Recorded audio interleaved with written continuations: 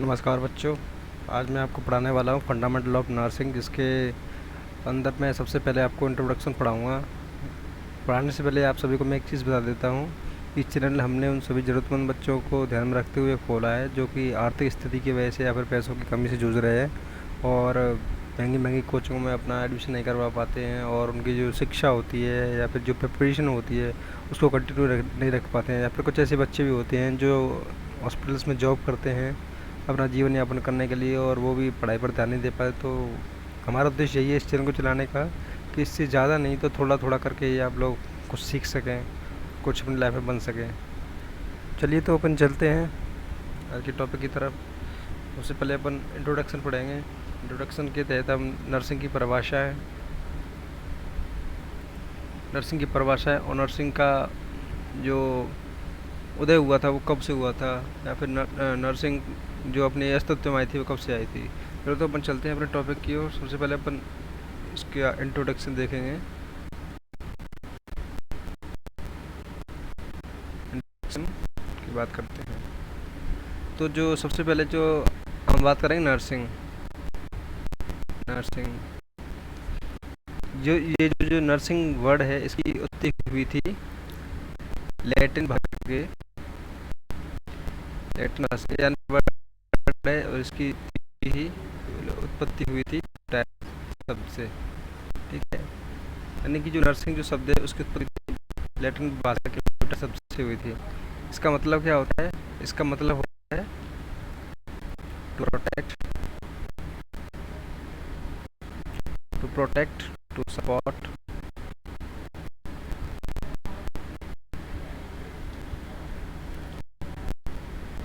Nourish,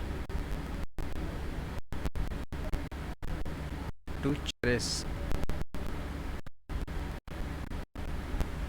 ठीक है,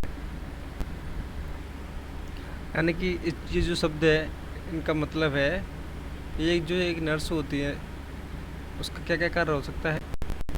यानी कि वो पेशेंट को प्रोटेक्ट करती है, बीमारी से प्रोटेक्ट करती है, सपोर्ट करती है, यानी कि रिहेबिलिटेशन करवाती है और बाकी कामों में सपोर्ट करती है।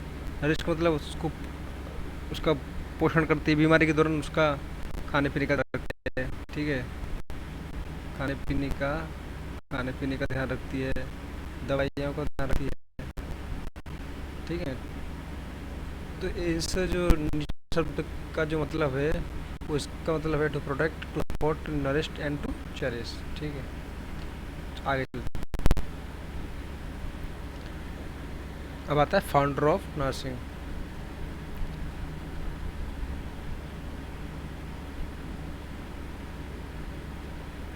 फाउंडर ऑफ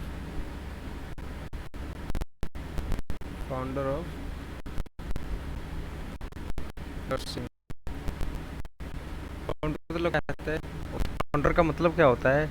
इसका मतलब होता है कि नर्सिंग जो शुरुआत की थी या नर्सिंग जो प्रोफेशन अपने अस्तित्व में आया था वो किसके द्वारा आया था, या सर्वप्रथम सबसे पहले इसकी पहल किसने की थी? तो वो है अपनी फ्लोरेंस नाइटिंगेल। एक सेकेंड, फ्लोरेंस नाइट। ठीक है, यानी कि इनको कहा गया है मदर ऑफ नर्सिंग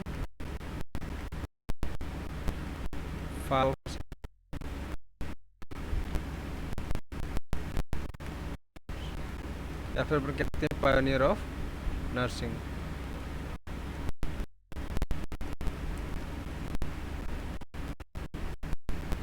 यानी कि आपको इन शब्दों में से कोई भी वर्ड में, यानी मदर ऑफ नर्सिंग कौन है, फादर ऑफ नर्सिंग कौन है, पायोनियर ऑफ नर्सिंग कौन है, तो आप सभी को क्या उसे जवाब देना है? सिर्फ ये देना है, फ्लोरेंस नाइटिंगेल। ठीक है, अब चलते हैं कि जन्म मृत्यु की तरफ। तो इनका जो बॉर्न हुआ था या जन्म हुआ था वो हुआ था 12 मई 1820 में। 12 मई 1820 क्या हुआ था? फ्लोरेंस नाइटिंगेल का जन्म हुआ था। कहाँ पे हुआ था? इटली में इनका जन्म हुआ था। ठीक है, इसीलिए अपन जो 12 मई है उसको किस रूप में मनाते हैं? इसीलिए हम 12 मई को इंटरनेशनल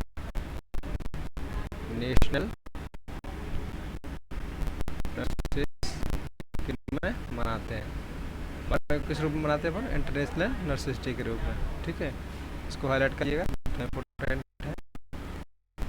ठीक है, इसको कर सकते हैं। ठीक है, इसके ऊपर इम्पोर्टेंट लगाइएगा, नर्सेस को मनाया जाता है 12 मई को मनाया जाता है। ठीक है, इम्पोर्टेंट है ये, इंटरनेशनल नर्सेस डे कब मनाया जाता है, 12 मई को। ठीक है, अब सब चलते हैं आगे की तरफ। इनके पिताजी का नाम था, इनके पिताजी का नाम क्या था, यानी कि फ्लोरेंस जो थी, उनके पिताजी का नाम था, फादर्स ने विलियम विलियम सोरे नाइटिंगेल। फादर्स का नाम क्या था, विलियम सोरे नाइटिंगेल। लिखिए का नाम, बनाते जाइए जैसे आपको उचित लगे उसी वे में। इनकी मदर्स का नाम क्या था, फ्रांसिस नाइटिंगेल। इनकी मदर का नाम था फ्रांसिस नाइटिंगेल। ठीक है, एक चीज़ और लिख लीजिएगा यहाँ नोट डाल के,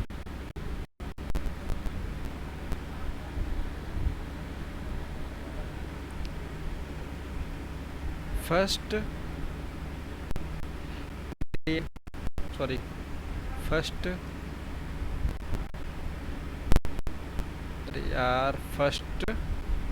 trend TRAI first trend Indian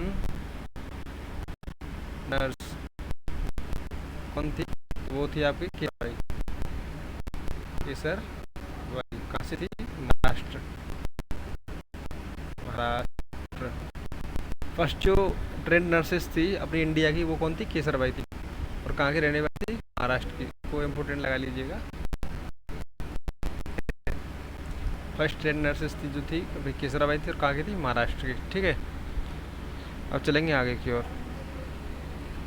इनकी जो, अब बात करने अपन फ्लोरेंस नाइटिंगेल की, इनकी जो ट्रेनिंग स्टार्ट हुई थी वो हुई थी 1851 में। इनकी जो ट्रेनिंग थी वो कब स्टार्ट हुई थी, 1851 में। ठीक है, और जो इनकी ट्रेनिंग थी वो कंप्लीट हो गई थी कब जाके, 1853 में। यानी कि इन्होंने ट्रेनिंग 1851 में और ख़त्म हो गई 1853 में। तभी क्या हुआ था कि एक वॉर हुआ था, क्रीमियर वॉर। कौन सा वॉर, क्रीमियर वॉर। 1854 में क्या हुआ था, क्रीमियर वॉर। किस किसके बीच में हुआ था, Britain, France, Turkey and Sardinia, ये सब एक तरफ थे।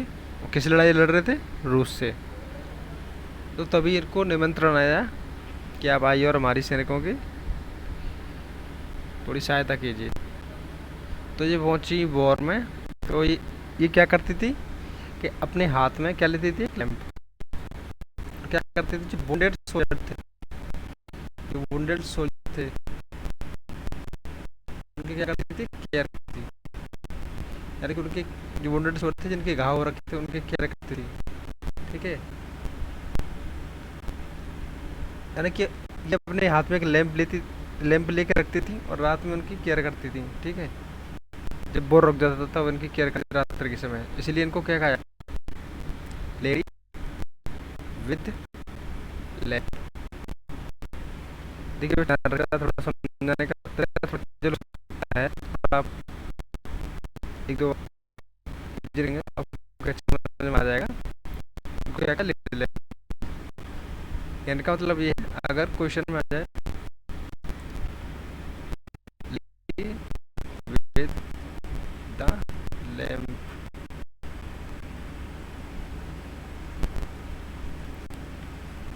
दिस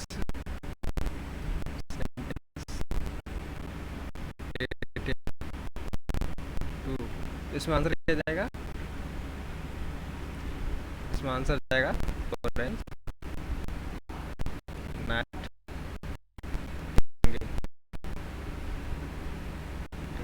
ठीक है बच्चों, अपन चलते हैं आगे की ओर। ठीक है, अपन आगे की ओर चलेंगे तो अपन कुछ इम्पोर्टेंट चीज़ें लिखेंगे, उनका थोड़ा ध्यान रखिएगा।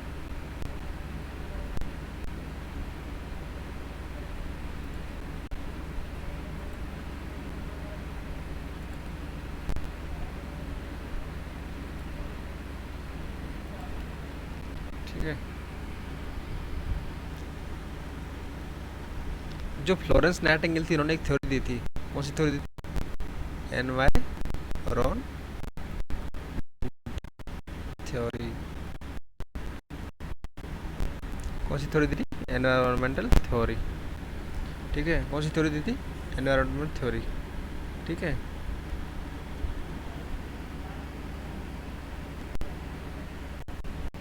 एनवायरमेंटल थ्योरी क्या थी उसके बारे में अपन बात करेंगे। हाँ, तो जो फ्लोरेंस नाइटिंगेल ने जो थ्योरी दी थी एनवायरमेंटल थ्योरी, वो किस पे आधारित थी? यानी उन्होंने ये बताया था कि जो ह्यूमन है, एनवायरमेंट है, यानी कि चारों तरफ का जो वातावरण है, उनके बीच में जो कनेक्शन उसके बारे में बताया था कि अगर ह्यूमन को स्वस्थ रहना है, ठीक है, तो उसके लिए क्या क्या जरूरी है? सेफ वाटर, एयर, न्यूट्रिशन, ठीक है, एजुकेशन,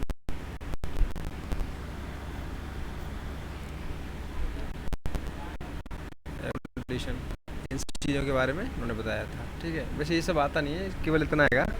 एनवायरमेंटल थ्योरी किसने किसने दी थी? Florence Nightingale. ठीक है।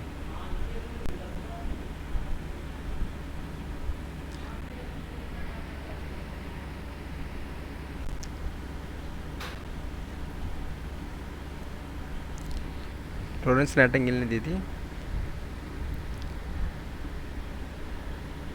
अब लिख लीजिए, थोड़ा थीम लिख लीजिए, है ना।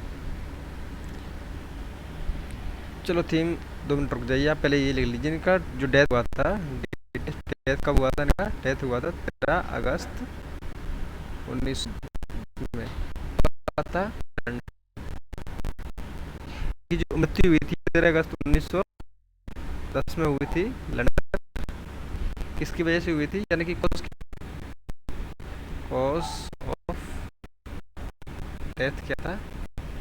कोलेरा की वजह से। यानी कि जिंदगी भर थ्योरी के बारे में बताया है ना, उसके बाद इनकी मृत्यु हो गई कोलेरा की वजह से। की वजह से, कोलेरा की वजह से। जो कोलेरा होता है वो क्या कोज करता है? डायरिया। क्या कोज करता है? डायरिया। डायरिया कोज करता है। डायरिया का क्या होता है?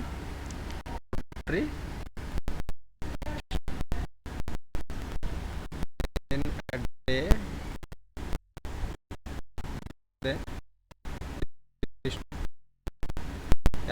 एक दिन में अगर कोई व्यक्ति से अधिक स्टूल चला जाए और सब हो तो उसको सकते हैं या, ठीक है। मृत्यु हो गई। अब उनकी मृत्यु हो गई, कब हुई थी उनकी मृत्यु? 13 अगस्त को। ठीक। उसके बाद उन्हें जाया गया कहाँ पे? उनके जो पैतृक गांव था, इनका जो जन्म स्थान था, वहाँ ले जाया गया। कितनी तारीख को? 20 अगस्त को। 20 अगस्त 1910 को ले जाया गया इटली। वहाँ पे हुआ था, किया गया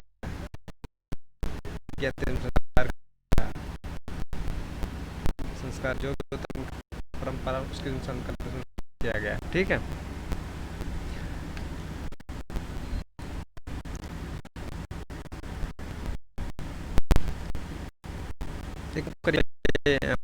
नर्सिंग लीजिए बार इंटरनेशनल नर्सिस, ठीक है।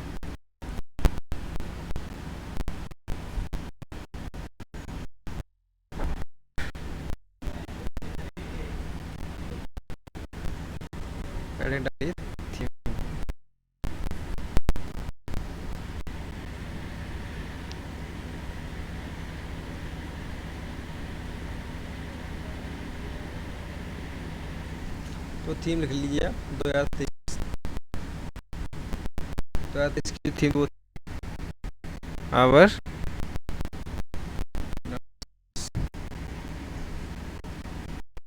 आवर फ्यूचर, ठीक है। यानी कि 2023 की जो नर्सिंग थीम थी वो क्या थी, आवर नर्सेज आवर फ्यूचर, ठीक है। अब लिखिए 2024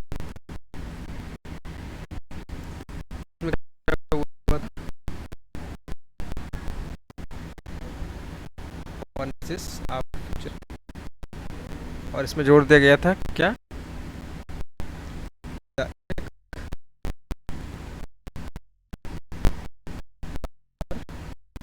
ओके जोड़ दिया गया था, ये जोड़ दिया गया केयर, ठीक है। तो ये आपकी थीम होगी। दो ही बहुत है वैसे, पुरानी थीम आती नहीं है, फिर भी आप लिखना 4 किलो 2000 किलो।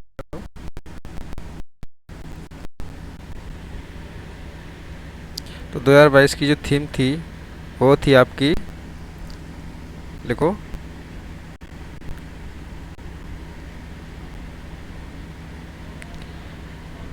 जो 2022 की आपकी यूनिवर्सिटी डे की थीम थी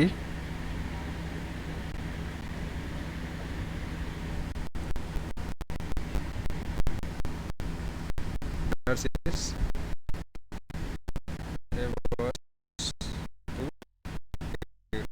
ठीक है।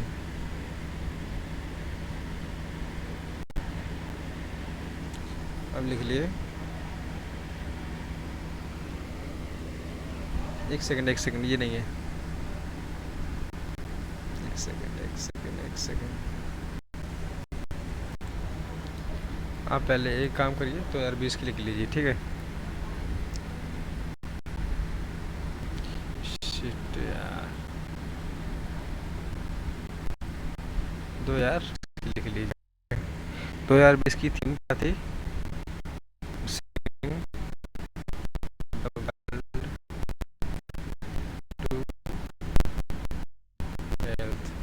ठीक है। और 2022 की लिख लीजिए 2022 की लिख लीजिए प्लेनेट आवर प्लेनेट आवर, ये आपके नर्सिंग होंगे। इनमें से कोई सी पूछ जाती है तो आप लिख सकते हैं। 2023 कौन सी है, 2023 की आवर नर्सेस आवर फ्यूचर, 2024 की to our nurses our future and economic power of care, ठीक है। तो अभी इसकी क्या है, nursing nursing world to health, इसकी थीम क्या है, आवर हेल्थ, ठीक है। अपन आगे चलते हैं।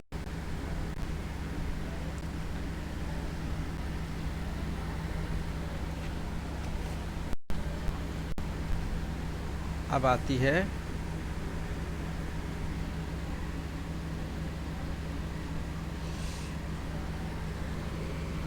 अपन नेक्स्ट टॉपिक पढ़ेंगे नर्सिंग प्रोसेस, ठीक है। क्या पढ़ेंगे अपन, नर्सिंग प्रोसेस। तो एक सेकंड रुकिएगा,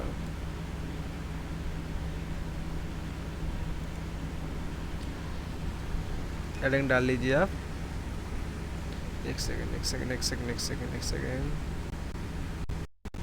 नर्सिंग प्रोसेस डाल लीजिए आप हेडिंग, जस्ट एक सेकंड है ना। हाँ तो हेडिंग डालेंगे बच्चों, क्या डालेंगे, एक सेकंड, हाँ नर्सिंग प्रोसेस हेडिंग डालेंगे आप सभी, नर्सिंग प्रोसेस, नर्सिंग प्रोसेस डालिए हेडिंग, ठीक है। नर्सिंग प्रोसेस चीज़ क्या होती है, ठीक है। नर्सिंग प्रोसेस एक ऐसी प्रोसेस होती है जिसके द्वारा कोई भी हेल्थ केयर जो गिवर है वो किसी भी व्यक्ति की बीमारी के बारे में पता लगाता है और प्लानिंग करता है उसके ट्रीटमेंट के बारे में, जैसे कि उसको कैसे क्योर किया जा सकता है, और उन सभी चीज़ों का मूल्यांकन करता है, यानी कि इवैल्यूएशन करता है, ठीक है। इसके अंतर्गत यही सारी चीज़ें आती हैं, तो अपन इसके एलिमेंट्स देख लेते हैं, ठीक है। तो बना लिखेंगे एली एलिमेंट, ठीक है। इसके मेनली 5 एलिमेंट्स होते हैं, कौन कौन से होते हैं देखेंगे। नंबर 1 असेस्ट, ठीक है। तो diagnosis, पहला होता है असेसमेंट, दूसरा होता है डायग्नोसिस, होता है प्लान, होता है planning, कौन होता है इम्प्लीमेंटेशन, इम्प्लीमेंटेशन होता है यानी कि फर्स्ट असेसमेंट, दूसरा हो गया डायग्नोसिस, तीसरा हो गया प्लानिंग, चौथा इम्प्लीमेंटेशन, हो गया एवोल्यूशन। अपन थोड़ा थोड़ा पहले इसके बारे में सुनेंगे, फिर उसके बाद अपन थोड़ा राइट डाउन करेंगे। ठीक है। असेसमेंट का मतलब होता है कि पेशेंट से हिस्ट्री कलेक्शन किया जाता है। ठीक है। पेशेंट की हिस्ट्री ली जाती है, चाहे वो सब्जेक्टिव हो या फिर ऑब्जेक्टिव हो। दूसरा डायग्नोसिस यानी कि किसी भी यानी कि लैब इन्वेस्टिगेशन द्वारा करवा के, ब्लड इन्वेस्टिगेशन द्वारा करवा के उसकी बीमारी का पता लगाया जाता है। ठीक है। अब होती है प्लानिंग, जो भी बीमारी का पता चला है, डायग्नोस्ट हुई बीमारी, उसके पहले क्या किया जाती है, प्लानिंग की जाती है। उसके बाद प्लानिंग करने के बाद क्या किया जाता है, उस प्लान को इम्प्लीमेंट किया जाता है, यानी कि पेशेंट के ऊपर अप्लाई किया जाता है कि उसकी ट्रीटमेंट किया जा सके। ठीक है। इम्प्लीमेंटेशन फेज में क्या होता है, ट्रीटमेंट दिया जाता है। ट्रीटमेंट देने के बाद में जो भी आउटकम है क्या होता है, क्या जाता है फेज में इवैल्यूएशन, यानी कि जो भी रिजल्ट होते हैं, रिजल्ट उनको assess किया जाता है।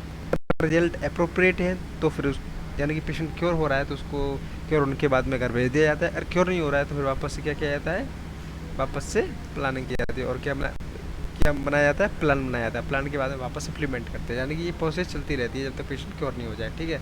तो अपन चलते हैं नेक्स्ट की तरफ। ठीक है।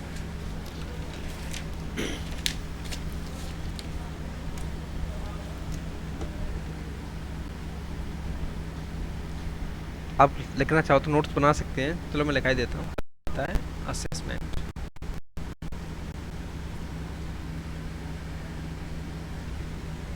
पहला कौन सा आता है, असेसमेंट। लिखेंगे आप सभी, जल्दी जल्दी लिखना, थोड़ा सा टाइम कम है। In this health care giver should,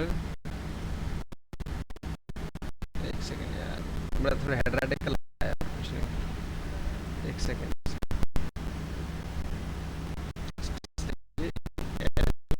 health care giver, so doctor हो, कोई भी हो,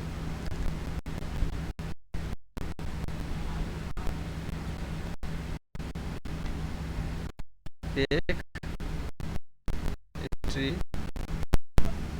फ्रॉम पेशेंट और देयर रिलेटिव, यानी इस में क्या किया जाता है, किसी भी हेल्थ केयर द्वारा या पेशेंट या फिर उसके जो साथ में रहते हैं रिलेटिव्स या अटेंडेंट, उनसे क्या ली जाती है, हिस्ट्री ली जाती है। क्या ली जाती है, हिस्ट्री, इलनेस, पास चीज़ों के बारे में पूछा जाता है। ठीक है। हिस्ट्री किस प्रकार की होती है, दो प्रकार की होती है। कौन कौन सी होती है, एक होती है सब्जेक्टिव,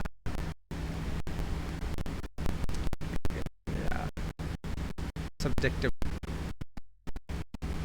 ठीक है। दूसरा है ऑब्जेक्टिव डाटा। ठीक है। सब्जेक्ट मतलब क्या, जो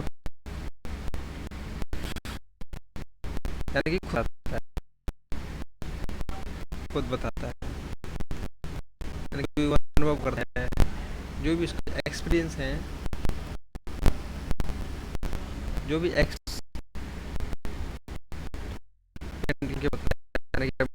बताएगा। ठीक है। उल्टी हो रही तो उल्टी, उल्टी का मन कर रहा तो उल्टी का बताएगा, नोजिया हो रहा है तो नोजिया के बारे में बताएगा, फैटिक हो रहा है तो फैटिक के बारे में बताएगा। ठीक है। अब दूसरा स्टेज होता है कौन सा, ऑब्जेक्ट में क्या होता है कि पेशेंट को ऑब्जर्व किया जाता है, पेशेंट को ऑब्जर्व किया जाता है। ऑब्जर्व, पेशेंट तो नहीं है, डलनेस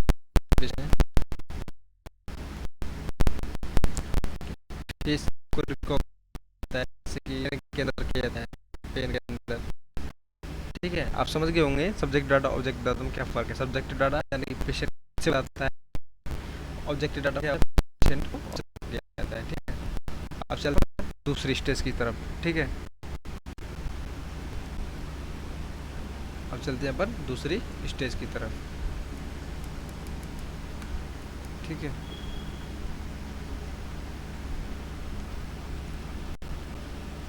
असेसमेंट हो गया। दूसरा आता है आपका डायग्नोसिस।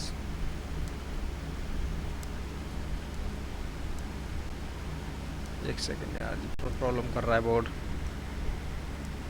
हाँ, अब डालिए आप लोग हेडिंग। हेडिंग क्या है, ऐसी लिख लो जैसा आपको ठीक लगे। अब लिखिए दूसरा स्टेप कौन सा है, डायग्नोसिस, यानी कि थ्रू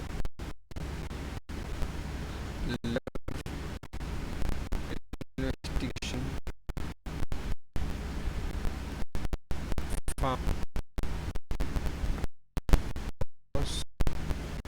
ऑफ डिजीज। ठीक है, हो गई यानी कि रेडियो इन्वेस्टिगेशन हो गई, एमआरआई हो गई, सीटी स्कैन हो गई, आदि सभी के द्वारा किसी भी बीमारी का पता लगाना डायग्नोसिस बोलते हैं, डायग्नोसिस करना बोलते हैं। ठीक है, एक्सरे हो गया, यूएस हो गई, सीटी स्कैन, काम को फिर फुल फॉर्म के बारे में है। ठीक है, सभी लिखिए, इसी लिखिए सोनोग्राफी आएगी, मैग्नेटिक रेजोनेंस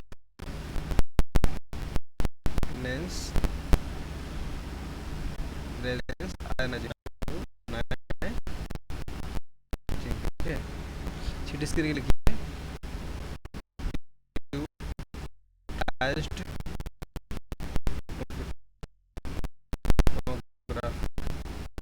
ठीक है। तो जब आप ये फॉर्म लिख लीजिए, इनको अभी कुछ लेना है ना, तो आपको बेसिक जाननी चाहिए। ठीक है, अब तीसरा स्टेप कौन सा होता है, प्लानिंग का। ठीक है, क्या कहते हैं, प्लान बनाया जाता है, प्लान या फिर योजना।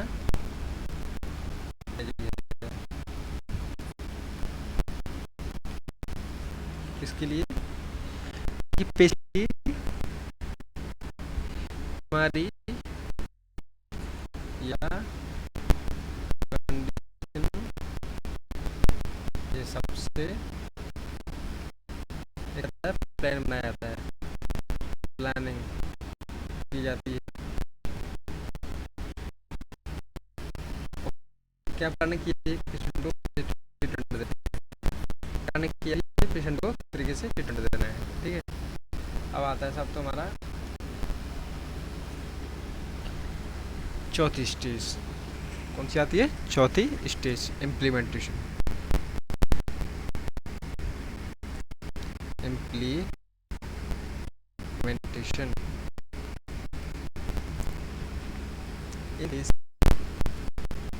एक सेकंड यार,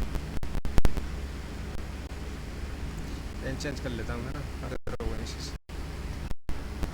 लिखिए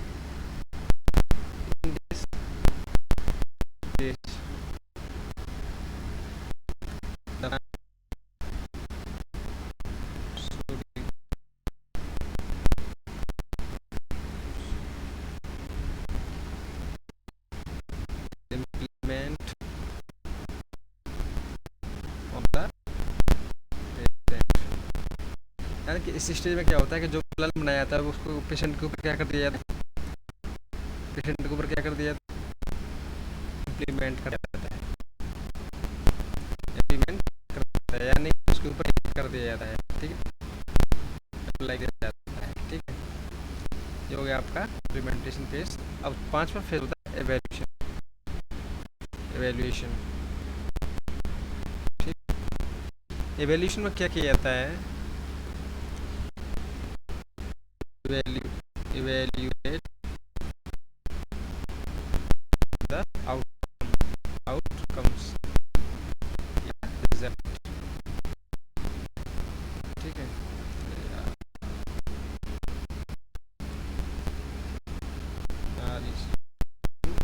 यानी कि जो भी रिजल्ट होते हैं, जो आउटकम होते हैं, को क्या किया जाता है। ठीक है, आप समझ गए ना असेसमेंट यानी कि पेशेंट की जो नर्सिंग अप्रोचेस क्या होती है। ठीक है, नर्सिंग अप्रोच या नर्सिंग प्रोसेस क्या होती है। ठीक है, इसमें 5 स्टेप होते हैं। कौन कौन से होते हैं, कौन कौन से होते हैं?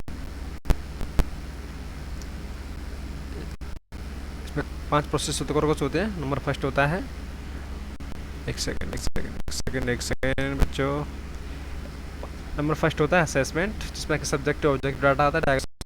सेकंड स्टेप हो गया तीसरा प्लानिंग, यानी कि पेशेंट को ट्रीटमेंट देने के लिए प्लानिंग की जाती है। नंबर चौथा हो गया इम्प्लीमेंटेशन, यानी कि जो भी प्लानिंग बनाई गई है इम्प्लीमेंट किया जाता है। नंबर 5 एवोल्यूशन, यानी कि जो भी पहले अपने प्लानिंग बनाई थी उसको इम्प्लीमेंट किया था। इम्प्लीमेंटेशन करने के बाद यानी कि ट्रीटमेंट देने के बाद में जो भी आउटकम आते हैं उन सभी का एवोल्यूशन किया जाता है। ठीक है, ये हो गई आपकी नर्सिंग प्रोसेस कंप्लीट।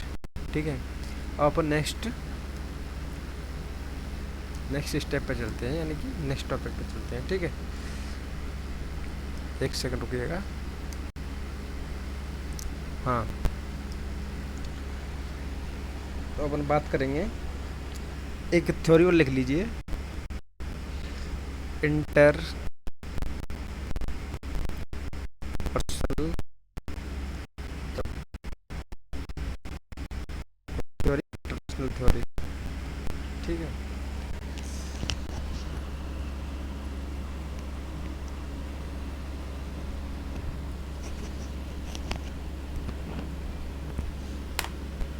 एक सेकंड। इंटरपर्सनल थ्योरी,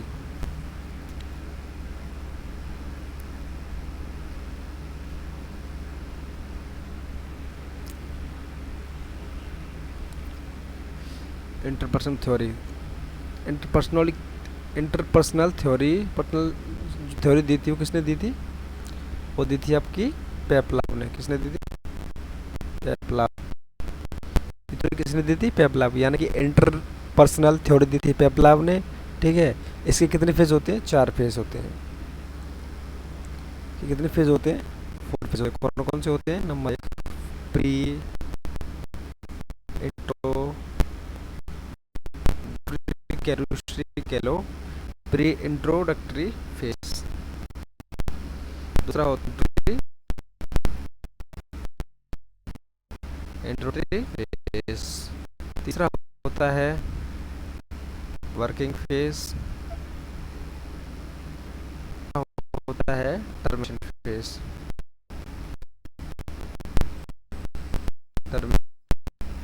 ठीक है,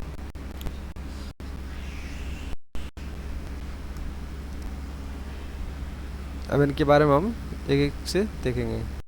ठीक है, प्री इंट्रोडक्टरी फेज का मतलब होता है यानी कि जो पेशेंट होता है, ठीक है, वो डायरेक्ट के संपर्क में नहीं आता है, हेल्थ केयर गिवर के डायरेक्ट कॉन्टेक्ट में नहीं आता है, यानी कि not direct contact establish between patient और हेल्थ केयर गिवर।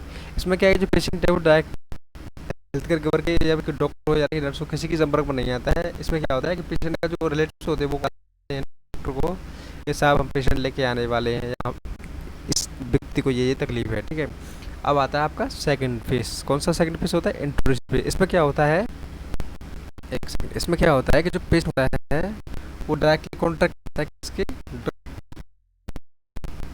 केयर आता है। ठीक है, यानी कि इसी फेज का पेशेंट और डॉक्टर होता है। ठीक है, एक याद रखने वाली जो बात है वो ये है, यहाँ नोट डाल के लिख लीजिएगा या पॉइंट लिख लीजिएगा, जो डिस्चार्ज की प्लानिंग की जाती है ना, लिखा हुआ प्लानिंग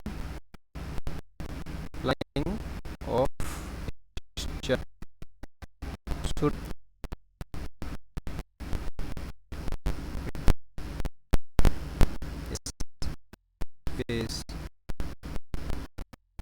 यानी कि जो पेशेंट की डिस्चार्ज की प्लानिंग है वो कौन से फेज में कर ली जाती है? यानी कि इंट्रोड्यूसरी फेज में। ठीक है, एक बार फिर से ध्यान देंगे, जो पेशेंट की जो प्लानिंग है डिस्चार्ज की वो कौन से फेज में पूरी कर ली जाती है? इंट्रोडक्टरी फेज में। ठीक है, अब अपन चलते हैं तीसरे फेज की तरफ, वर्किंग फेज। ठीक है, यानी working working phase. Working phase में तो आप जानते हो क्या होता है, ट्रीटमेंट का। ठीक है, अब देखेंगे वर्किंग फेज में कुछ आने वाली समस्या, वो समस्या कौन कौन सी होती है। पहली दो समस्या है, पहली कौन सी है, ट्रांसफेरेंस। पहली कौन सी है, ट्रांसफेरेंस। ठीक, सेकंड कौन सी है, काउंटर। एक तो राइटिंग ऐसी आती है दीदी यार,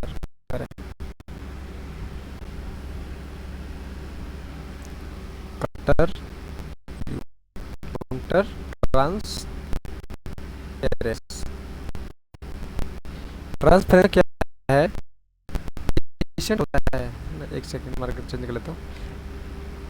ट्रांसफेरेंस में क्या होता है कि जो पेशेंट होता है वो हेल्थ केयर गिवर के साथ में क्या बना लेता है, कॉन्टैक्ट, यानी कि contact बनाता है किसके साथ में, हेल्थ केयर गिवर के साथ में कॉन्टैक्ट।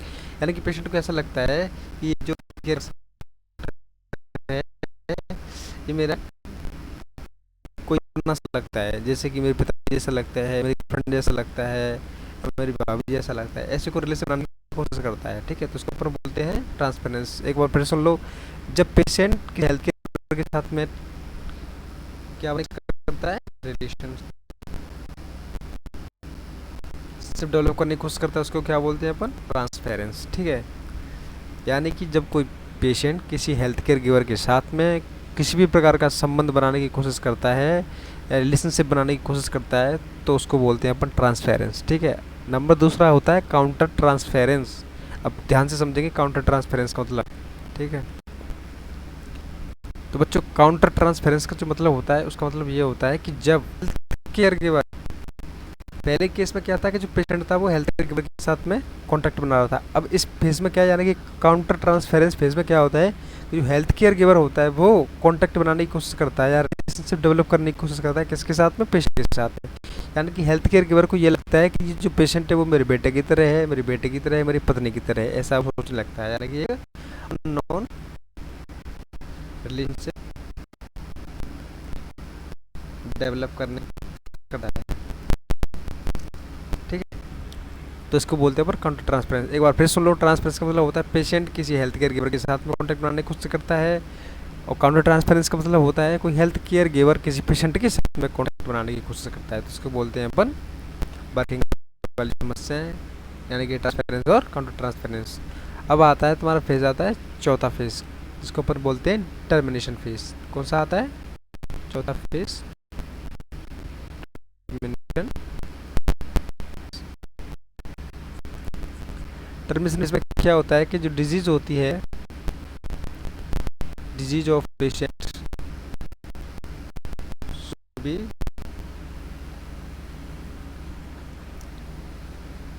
एक सेकंड, ऐसे ही अब कंफ्यूज हो जाओ, डायरेक्ट लिख लो, पेशेंट जो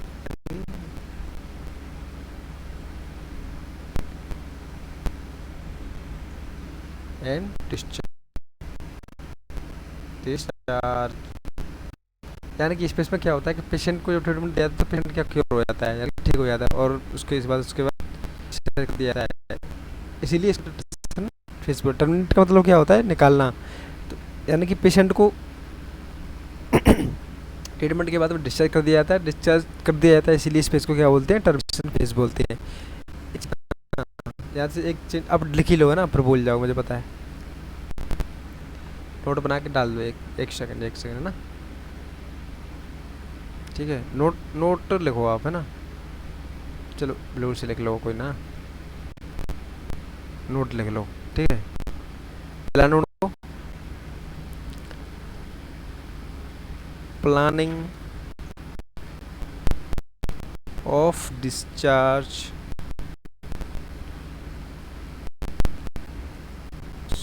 should be done in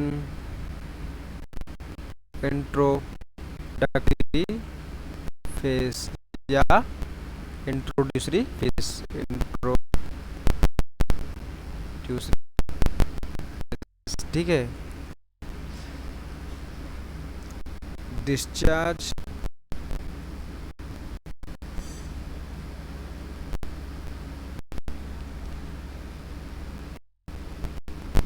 discharge patient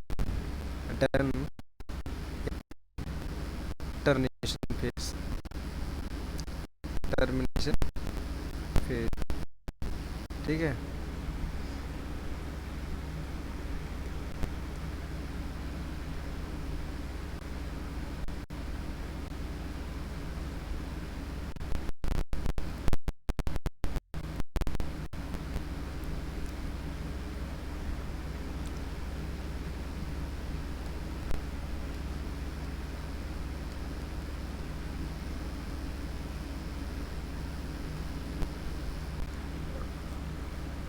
एक सेकंड इसको हाईलाइट कर देता हूँ, है ना। एक सेकंड रुक जाओ बस आप।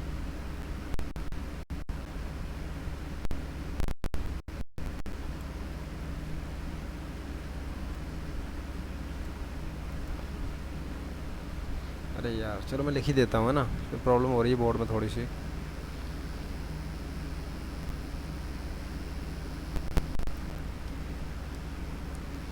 डिस्चार्ज ऑफ पेशेंट डन इन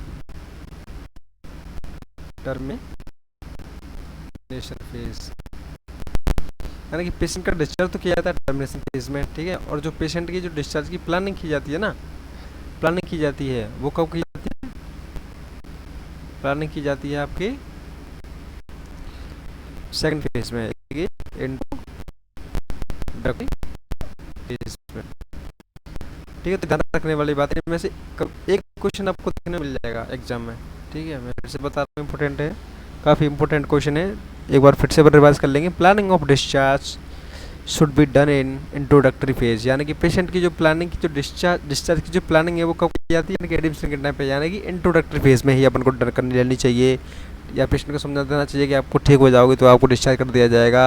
अब आता है अब आता है डिस्चार्ज। डिस्चार्ज का मतलब होता है पेशेंट को टर्मिनेट कर देना, कहाँ से? हॉस्पिटल सेटिंग्स से, इसलिए इसको क्या कहा जाता है? Termination phase. इसीलिए इस टर्मिनेशन फेज में होता है डिस्चार्ज, पेशेंट को डिस्चार्ज किया जाता है।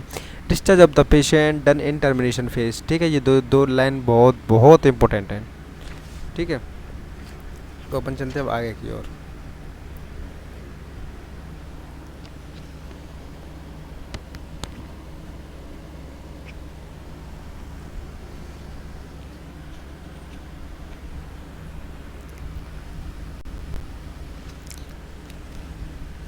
अब पढ़ेंगे अपन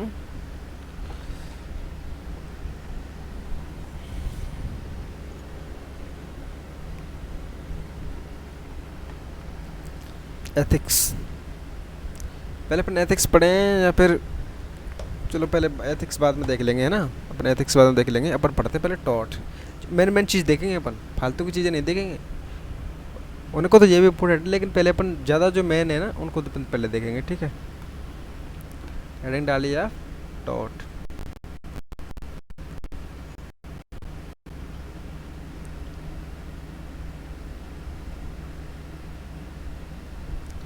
टॉट तो अपन देखेंगे टॉट क्या है। टॉट का मतलब जो मतलब होता है ना, वो होता है रॉन्ग। रॉन्च है, रॉन्च एक वर्ड है, फ्रेंच वर्ड। टॉट जो शब्द से दिया गया एक फ्रेंच वर्ड है, मतलब होता है रॉन्ग, ठीक है। एक बार से समझ में नहीं जाएगा, भूल जाओगे यार, ऐसे लिख देते हैं। चलो सिंपल वे में लिख लेते हैं ना। Taught derived from French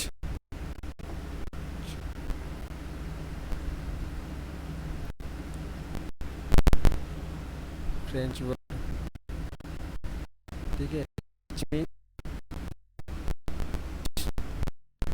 means wrong.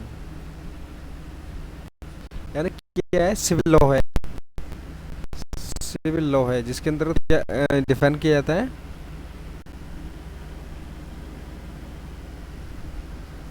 एक सिविल लॉ जिसके द्वारा कोर्ट या फिर कानून क्या तय करता है? जिम्मेदारी तय करता है, जिम्मेदारी को तय करता है कि किसी भी व्यक्ति को जिम्मेदारी को तय करता है। ठीक है। टोट कितने प्रकार का होता है? दो प्रकार का। मेनली टोट कितने प्रकार का होता है? दो प्रकार का। पहला कौन सा होता है? इंटेंशनल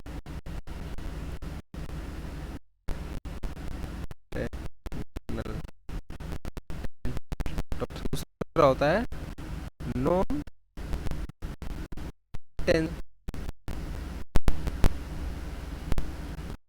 नॉन इंटेंशनल टोट।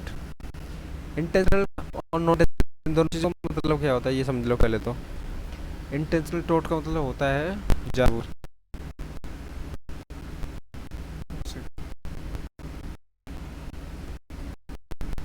जानबूझकर। ठीक है।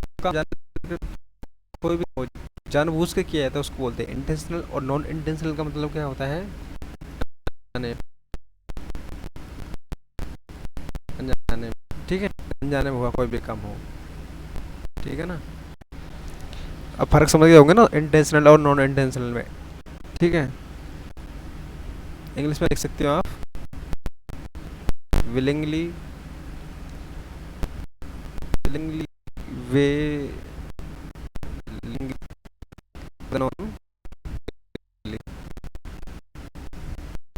यानी कि तो इच्छा से किया नॉन यानी कि बिना चेक कर यानी कि अनजाने में हुआ काम। ठीक है। अब इंटेंशनल में कौन कौन से हैं देखो। इंटेंशनल पहले असॉल्ट असॉल्ट। दूसरा होता है तीसरा और बेसिक यानी किसी की प्राइवेसी को ब्रेक करना। चौथा आता है आपका फैमिली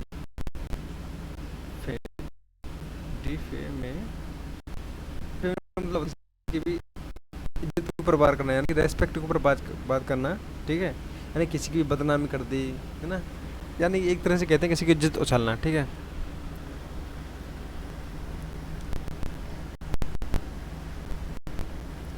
पहले अपन की बात समझेंगे फिर इसके बाद में लिखे असल्ट का क्या होता है? किसी पेशेंट को धमकी देना। धमकी देना यानी कि ऐसे देश में पेशेंट ना किए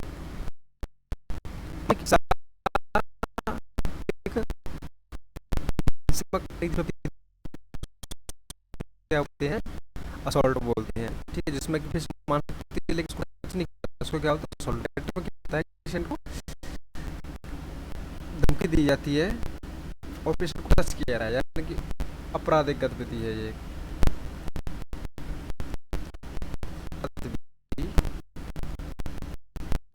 क्या किया यानी कि पेशेंट को नुकसान पहुंचाने के इरादे से उसको टच किया जाता है। तो आप दोनों के बीच में पेशेंट को धमकी दी है लेकिन उसको टच नहीं किया गया तो क्या होगा? पेशेंट को धमकी दी गई और टच किया है पेशेंट को हार्म किया गया है तो इसके तरह जाएगा। ठीक है। डिफरेंस समझ लो अच्छे से, और समझ लो। असॉल्ट का मतलब होता है पेशेंट को धमकी तो दी जाती है यानी कि धमकी तो दी जाती है लेकिन उसको टच नहीं किया जाता। धमकी के द्वारा ही उसको ऐसी कंडीशन में डाला जाता है कि जिससे वो डरे। ठीक है। यानी कि किसी बच्चे को आप बोलोगे ये दवाई ले ले वरना मैं तेरे को मार डालूंगा। ठीक है। ये दवाई खा ले वरना तेरे को मार डालूंगा। ठीक है। अगर तू बाहर गया तो मैं तेरे को जान से मार दूंगा। ठीक है। ये तो हो गया असॉल्ट।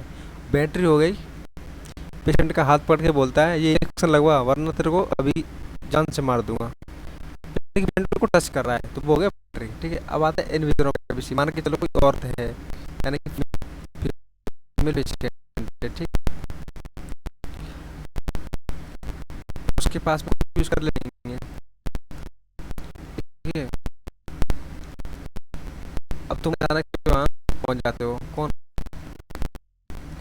गया तो वो थोड़ा या फिर उसकी कोई ऐसी चीज है कोई बात है जो बिना उसकी अनुमति किसी भी दूसरे पर्सन को बताए। ठीक है नहीं। बिना उसकी बिना के दूसरे पर्सन को बता देना सर बता देना, ठीक है। तो ये होगा अपनी इन्वेजन ऑफ प्राइवेसी। अब डिफेक्ट क्या होता है, डिस्क्लोज करना की बदनामी करना, वो बदनामी लिख के की जा सकती है, बोल के जा सकती है, ठीक है। नहीं लिख के भी और बोल के की जा सकती है, ठीक है। अगर बदनामी बोल के की गई है ना, बोल के की गई तो उसको बोलेंगे अपन सिलेंडर। क्या बोलेंगे, सिलेंडर,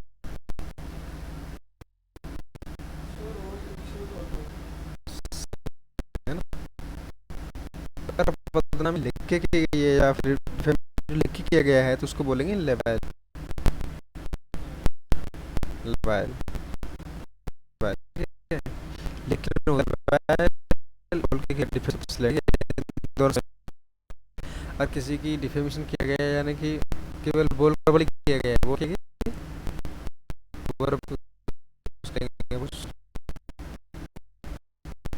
या फिर करके गया है, तो उसको बोलेंगे अपन समझ में आ गया ये दोनों चीजें, ठीक है ना।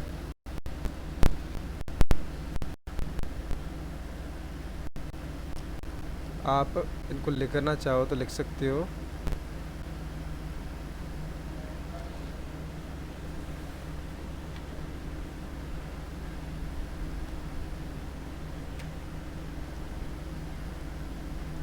ठीक है, आप इनको लिखना चाहो तो लिख सकते हो। कैसे लिख सकते हो, लिंक डाल लो आप, असॉल्ट पहले डाल लो। क्या डालोगे, असॉल्ट। लिखना स्टार्ट करो।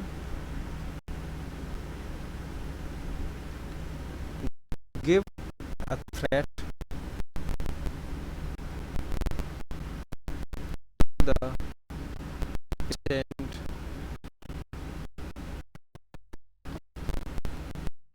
Putting to patient in condition of fear without really touching, ठीक है। यानी कि पेट को, यानी कि पेशेंट को टच नहीं किया जाता,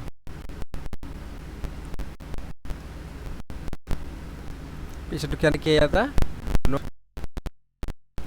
टच, पेशेंट को टच नहीं किया जाता, तो उसको धमकी दी जाती है या थ्रेट दिया जाता है। कैसे, वर्बली, वर्बली उसको थ्रेट दिया जाता है।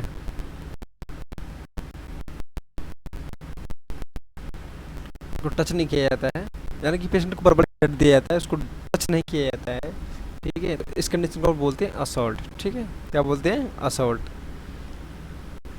यानी कि फिजिकली, ठीक है। दूसरा आता है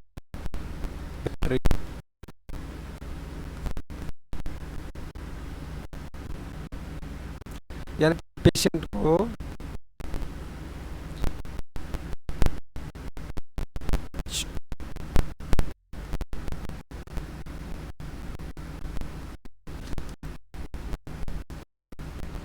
touch the patient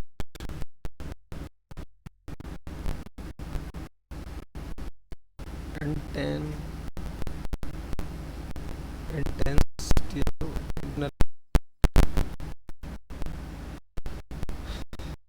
touch the patient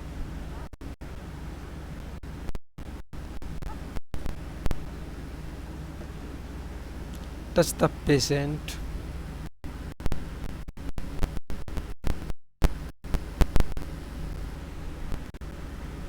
touch the patient with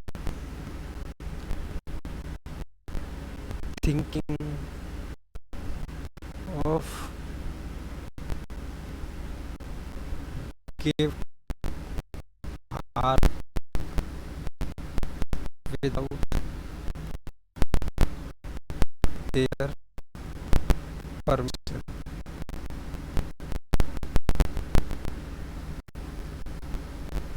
यानी कि पेशेंट को उसकी परमिशन के नुकसान पहुंचने की दृष्टि से टच करना पेशेंट को, यानी कि बिना उसकी अनुमति के आप अगर टच कर रहे हो, यानी जिसमें पेशेंट को नुकसान पहुंचाया जाता है, तो वो आता है बैटरी के अंतर्गत। टच नहीं किया तो आता है बस केवल वर्बली उसको कुछ भी बोला गया या धमकी दी गई, तो वो आता है आपके असॉल्ट के अंदर। और टच किया गया, ठीक है, टच किया गया तो वो आता है आपके बैटरी के अंदर। ठीक है, अब आता है आपका इन्विजन ऑफ प्राइवेसी। कौन सा आता है? Invasion of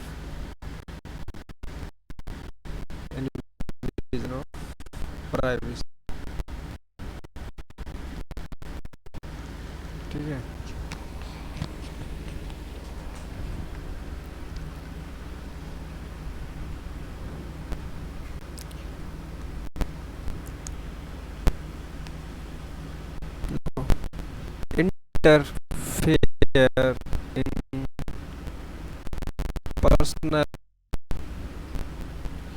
interfere in personal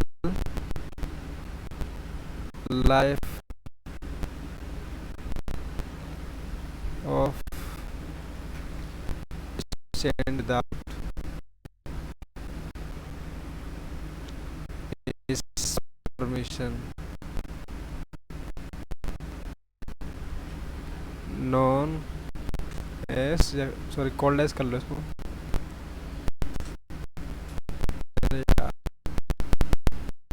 called as invasion of privacy। मैंने आपको देखो सारी चीज़ें हम लोगों को सिंपल वे में समझा रहा हूँ, फिर भी समझ में नहीं आया ना तो फिर एक बार वीडियो को फिर से देख लेना। और आपको पीडीएफ पे भी नोट्स प्रोवाइड कर दी जाएंगी, नीचे डिस्क्रिप्शन में लिंक दे दूंगा, वहाँ से डाउनलोड कर लेना। ठीक है, चौथा टॉपिक कौन सा है? डिफेमेशन। डिफेमेशन क्या होता है? किसी भी पेशेंट की जो इमेज होती है ना, उसको डैमेज किया जाता है। ठीक है, image of patient damage bye या अदर। इसमें क्या किसी हेल्थ केयर हो गया है ना, उसके द्वारा तो उसको डिफेमेशन। और डिफेमेशन होता है दो प्रकार का होता है। कौन कौन सा होता है? एक होता है सिलेंडर होता है, सिलेंडर और लाइबल। सिलेंडर का मतलब क्या होता है?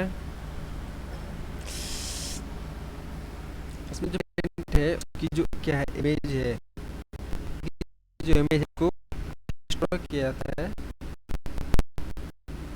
डिस्ट्रॉय इसमें कोई नहीं पहुंचाया जाता पेशेंट को, उसको केवल गाली गलौज किया जाता है, यानी कि का यूज किया जाता है, यानी गाली गलौज किया जाता है।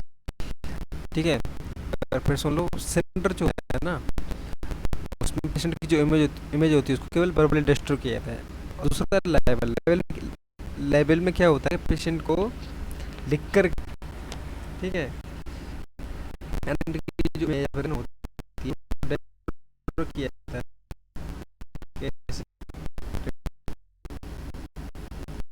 यानी लिख करके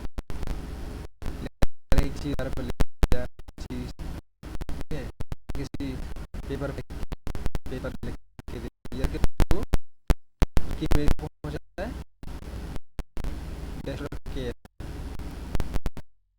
ठीक है, तो उसको बोलते हैं यहाँ पर लाइबल। ठीक है, उम्मीद है आप सब लोग इस चीज़ को समझ सके होंगे। तो अपन कल नेग्लिजेंस पढ़ेंगे अपन कल। ठीक है, तो कुछ चीज़ समझ में नहीं आई तो आप कमेंट कर देना, मैं उसके ऊपर दूंगा या वापस समझा दूंगा। नहीं तो आप इसको 2 बार देखो तो बहुत अच्छे से समझ में आ जाएगा। इसी तरह ज़रूरतमंद लोगों को भी के बारे में चैनल को सब्सक्राइब कर देना। ठीक है, धन्यवाद।